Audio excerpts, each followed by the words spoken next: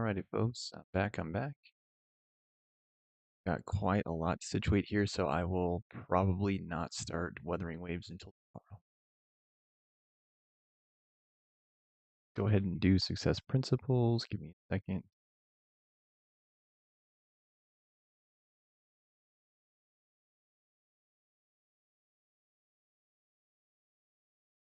Going live both on here and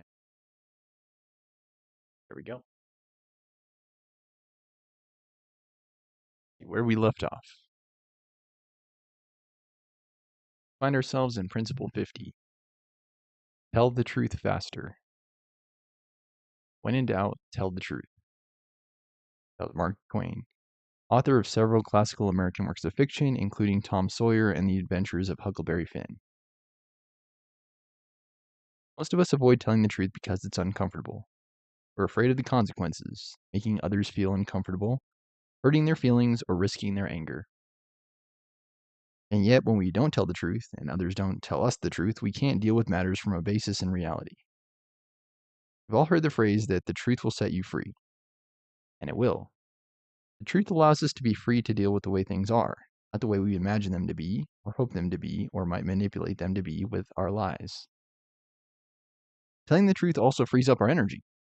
It takes energy to withhold the truth, keep a secret, or keep up an act. What happens when you tell the truth? In my 4-day advanced seminar, I often do a process called secrets. It's a very simple exercise where we spend an hour or two telling the group our secrets. Those things we imagine that if others knew, they surely wouldn't like us or approve of us. I invite participants to simply stand up and tell the group whatever it is they've been hiding and then sit down. There's no discussion and no feedback, just sharing and listening. Starts out slowly as people test the water with I cheated on my 8th grade math exam, and I stole a penknife from the hardware store when I was 14 years old. As people begin to realize that nothing bad happening to anyone, people eventually open up and talk about deeper, more painful issues. After there are no more secrets to come out, I ask the group if they feel any less loving or accepting toward anyone in the group. All these years, never had anyone answer yes. Then I ask, how many people feel relieved to have gotten this off their chest? Everyone says that they do. And then I ask, how many of you feel closer to the other people in the group? Again, all the hands go up. People realize that the things they've been hiding aren't so horrible. In fact, are usually shared by at least a few others in the group. They are not alone, but rather a part of the human community. The most astounding is what people report over the next few days. Lifelong migraines disappear. Spastic colons relax and medication is no longer needed. Depression lifts and aliveness returns. People actually look years younger and more vital. It's quite amazing. One participant actually reported losing 5 pounds of excess weight over the ensuing 2 days. He had indeed released more than just some withheld information. This example tells us that it takes a lot of energy to hold back our truth, and that energy, when it's released, can be used to focus on creating greater success in all areas of our lives. We can become less cautious and more spontaneous, more willing to be our natural selves. And when this happens, information that is vital to making things work and to getting things done can be shared and acted on. What do you need to share? In every area of our lives, the 3 things that most need to be shared are resentments that have built up, the unmet needs and demands that underlie those resentments, and unexpressed appreciations. Underneath all these resentments are unfulfilled needs and desires. Whenever you find yourself resenting someone, ask yourself, what is it that I am wanting from him that I'm not getting? And then make the commitment to at least ask for it. As we've talked about earlier, the worst thing you'll get is a no. You just might get a yes, but at least the request will be out in the open. One of the most valuable practices, and yet the hardest to do for most people, is telling the truth when it is uncomfortable. Most of us are so worried about hurting other people's feelings that we don't share our true feelings. We end up hurting ourselves instead. Telling the truth pays dividends. Shortly after I created the Foundation for Self-Esteem to take my work to the nonprofit world of education, prisons, social services, and other at-risk populations, my director, Larry Price, discovered a request for proposal that had been issued by the Los Angeles County Office of Education. Turns out that more than 84% of the people going through the country's welfare to work orientation program never returned after the first day to start the job training portion. The county knew it needed an orientation program that would give people hope and motivate them to complete their job training and create a better life for themselves and their families. We knew we could design a program that met the country's specifications and their request for proposals, but we also knew it would not include enough contact hours and reinforcement to produce the results that the country was hoping for. That the county was hoping for, sorry, county. It was clear that the way the county had envisioned the program just wouldn't work. Eager to land the $730,000 contract and provide the foundation with badly needed operating funds, however, we decided to create an extensive proposal and work for months crafting a beautiful presentation. The night before it was due, we even stayed up all night finalizing, printing, and collating the numerous copies that were to be submitted. It must have been a good proposal because we were selected as one of the 3 finalists and were called into the county offices for a live interview and final presentation. I can still remember standing in front of the county offices saying to Larry, I'm not sure I want to win this competition. No matter how good a program we put together, the way they want it structured can't possibly give them the results they want. I think we should tell them the truth. How are they to know how it needs to be structured? They're not the motivation experts. How could they ask for something they didn't fully understand? Fear was that the county officers would feel somehow judged or criticized and award the contract to someone else. A huge risk, especially with a dollar figure involved. But we decided to tell the truth. The reaction of the county officers surprised us. After listening to our point of view, they decided to hire us anyway because we were willing to tell the truth. After analyzing what we said, they agreed and felt we were the only ones who correctly understood the situation they were dealing with. The results were so fantastic that eventually the program we developed, the GOALS program, was adopted by 19 other county welfare programs, plus organization in 22 other states like the Housing and Urban Development Authority, Head Start, and as a pre-release program for San Quentin and several other prisons. So far, 810,000 people have graduated from the program. There's no perfect time to tell the hard truth. I discovered with the Los Angeles County Office of Education, telling the truth was the difference between winning the contract and losing it. It could have compromised our integrity, but we decided instead to tell the truth sooner rather than later. Learning to speak your truth sooner is one of the most important success habits you will ever develop. In fact, as soon as you start asking yourself the question, I wonder when would be the best time to tell the truth, that's actually the best time to do so. On Nicole, we're learning all about the truth as told by Jack Canfield. If you're like me and you're honest to your core, then you have very little to learn from this chapter, but I guess it couldn't hurt to read anyway. Will it be uncomfortable? Probably. Will it create lots of reactions? Yes. But it is the right thing to do. Get into the habit of telling the truth faster. Ultimately, you want to get to the point where you say it as soon as you think it. That's when you become totally authentic. What you see is what you get. People will know where you stand. You can be counted on to speak your mind. I don't want to hurt their feelings. A lot of times people use this excuse that they don't want to hurt another person's feelings. This is always a lie. You ever catch yourself thinking this? What's really happening is that you're protecting yourself from your own feelings. You're avoiding what you will feel when they get upset. It is the coward's way out, and it simply delays having all your cards on the table. This includes telling kids that you are getting a divorce, that the family's moving to Texas because daddy got a new job, that you're going to have to lay off some staff members, that you aren't going to be taking a vacation this year, that you have to put the family pet to sleep, that you aren't going to be able to deliver the order by the date you promised, or that you lost the family nest egg in a bad stock deal. Hiding the truth always backfires. The longer you withhold it, the more disservice you do to yourself and to others involved. I want to hear this, but I don't want any yes men around me. I want everybody to tell me the truth, even if it costs them their jobs. It was Samuel Goldwyn, co-founder of Metro Goldwyn Mayer Studios, or MGM. Marilyn Tam was working as a divisional manager overseeing the operations of 320 stores for Miller's Outpost when a friend told her Nike was planning to open their own concept stores, and CEO Phil Knight was interested in hiring her to oversee the project. Nike was frustrated because sports shoe stores like Foot Locker weren't displaying their clothing apparel in a way that properly portrayed Nike's lifestyle image. Because Marilyn thought that working for Nike would be a great opportunity, She did some research prior to her meeting by visiting a number of different stores that carried Nike apparel so that she would be ready to make a proposal to Phil about how to create a store Nike would be proud to present to the world. As she did her research, she discovered two things. Footwear was good, it was functional, durable, and priced well. But the apparel was a disaster. It was inconsistent in quality, sizing, and durability, and it was not integrated or color coordinated. Found out later that Nike's clothing line had been an afterthought in response to consumer demand for more Nike logo apparel, not been thought out in a coordinated way. Nike had simply gone out and bought stock goods and just put its own label on them. The company bought apparel from different manufacturers without any consistent standards in size, quality, or color. It was not an image that was really reflective of the brand. Marilyn's dilemma was that her desire to work for Nike was in conflict with her professional judgment about the products. She was afraid that if she told Phil that the product wasn't consistent with the brand image and shouldn't be in stores, she wouldn't get the job. When she finally met with Phil Knight in Oregon, the initial conversation about the potential of the new store concept was exciting. But as the conversation unfolded, Marilyn became more and more uncomfortable because she knew she needed to tell him the truth about the quality of the merchandise and her belief that the stores would fail if they went ahead without first asking a standardized and integrated product line, first creating a standardized line. But she hesitated because she feared that, in his haste to get the stores up and running, he'd just find someone else to do it. After 2 hours, she finally spoke up and told Phil that the Nike shoes were great, but if they were going to do a concept store based on apparel, she thought the stores would fail because the products would not reflect what Nike stood for. Just as she feared, her disclosure ended the conversation rather quickly.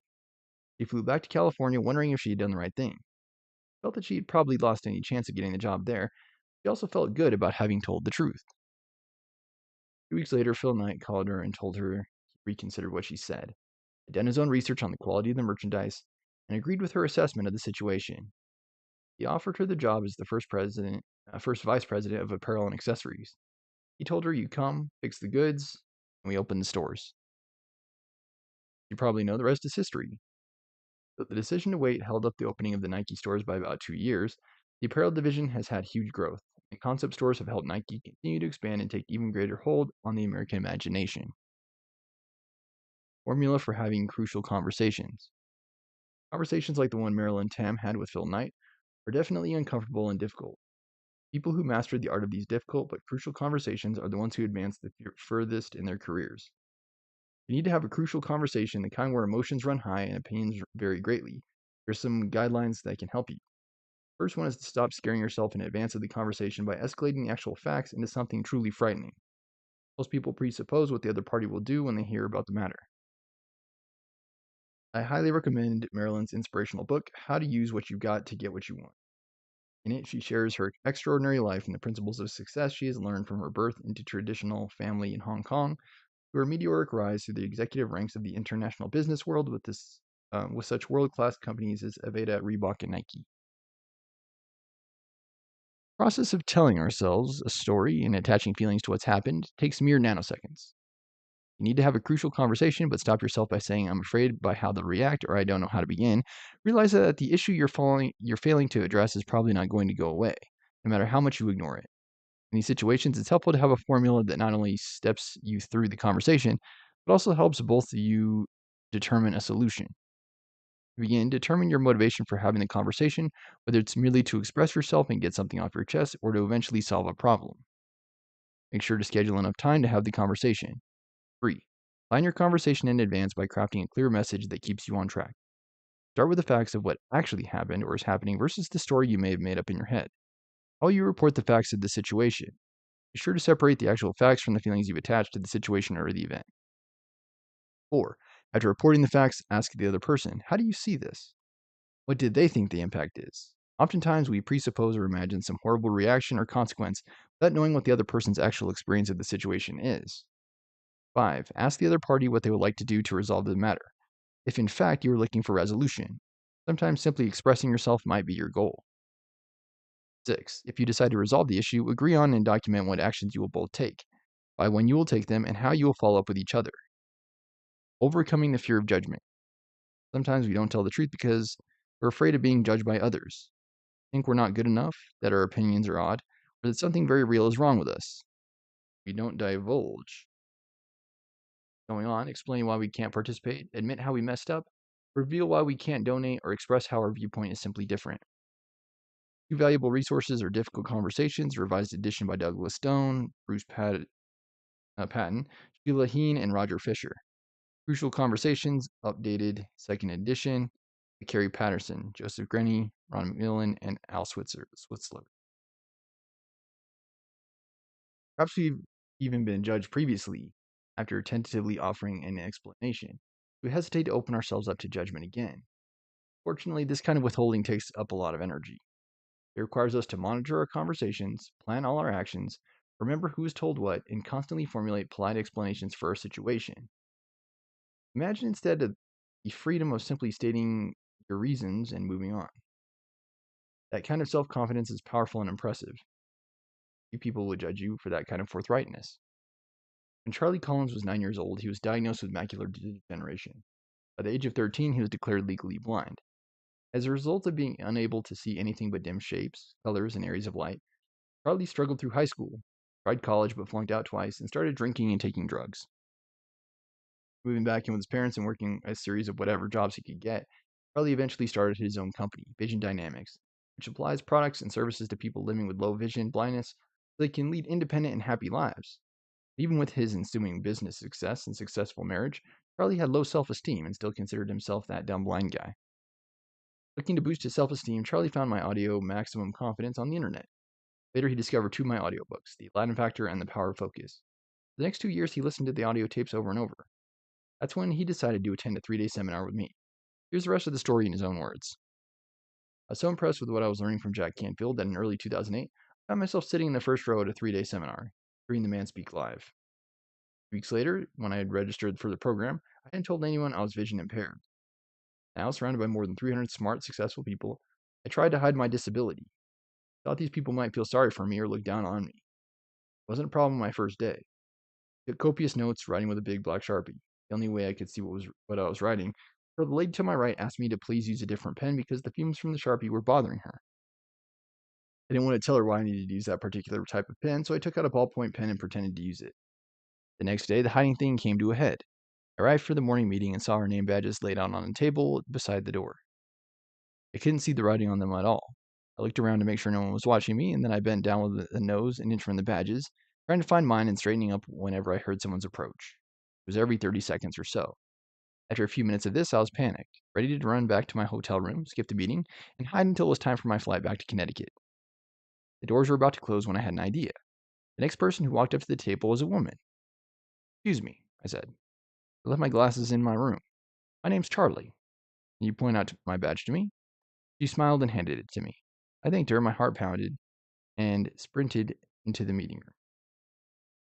First break, I walked up to the stage and introduced myself to Jack. We began talking, and for some reason I told him about my experience with the name badges. After the break, I sat down in my chair, ready for more, when I heard Jack say, "Somebody please give Charlie the microphone." Then he asked me to stand up. "Hi, Charlie," Jack said.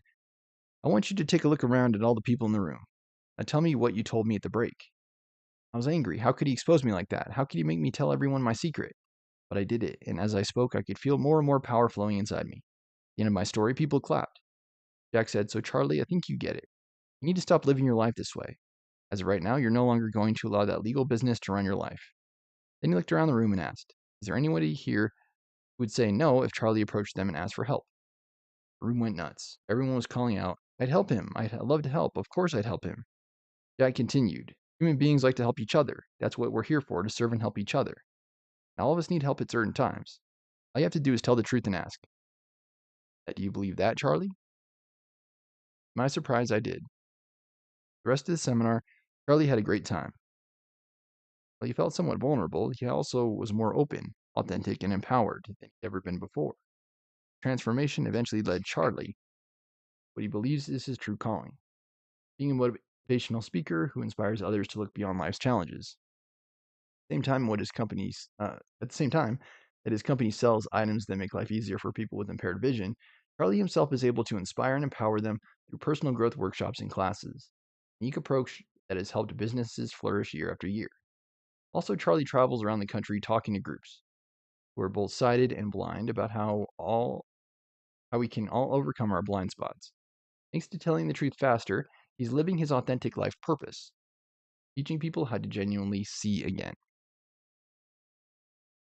All right, next time we'll be covering Principle 51, Speak with Impeccability. This last time was Tell the Truth Faster. Again, something I've never struggled with. I've always been very forthcoming, forthright, and tell the truth. But that was our daily edition of the Success Principles. Please remember to support the show. So like, comment, share, subscribe. Donations, Venmo Stormer Show. Thank you for any and all support that this show should receive. Donations are by no means expected, but they are very much appreciated for you with the willingness and means to do so. I'll be back tomorrow with more success principles. These success principles. So please stay tuned. And then because tomorrow is Friday, I will also on initiating my new series on YouTube, Wuthering Waves. Please look out for that on YouTube as well. Thank you for every follow on TikTok, and thank you for every subscription on YouTube. Thank you for joining me for another series. This is The Success Principles. This one I expect fully complete the day before I set out for travel, July 6th.